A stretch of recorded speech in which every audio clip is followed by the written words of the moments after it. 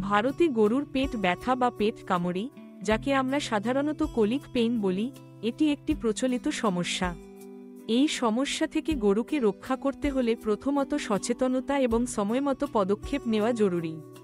গরুর খাদ্যতালিকায় হঠাৎ পরিবর্তন, নিম্নমানের খাদ্য, অতিরিক্ত শস্য খাওয়ানো বা দূষিত পানি পান থেকে এই সমস্যা শুরু হতে পারে। তাই প্রতিদিন গরুর খাদ্য ধাপে ধাপে পরিবর্তন করা উচিত এবং সবসময় পরিচ্ছন্ন ও টাটকা খাবার এবং বিশুদ্ধ পানি সরবরাহ করা প্রয়োজন।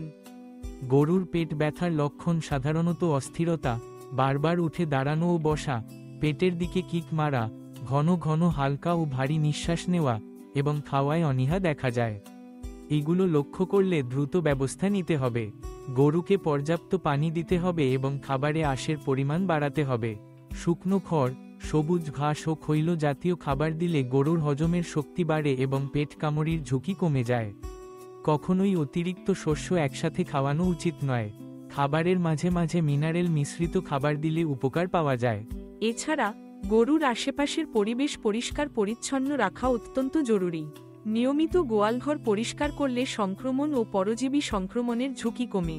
যদি পেট ব্যথার উপসর্গ দেখা দেয়, তবে দ্রুত স্থানীয় পশু চিকিৎসকের পরামর্শ নিতে হবে। চিকিৎসক গরুর শারীরিক অবস্থা দেখে উপযুক্ত ওষুধ বা চিকিৎসা দেবেন। কখনোই নিজের মতন ওষুধ ব্যবহার করা উচিত নয়, কারণ এতে গরুর ক্ষতি হতে পারে।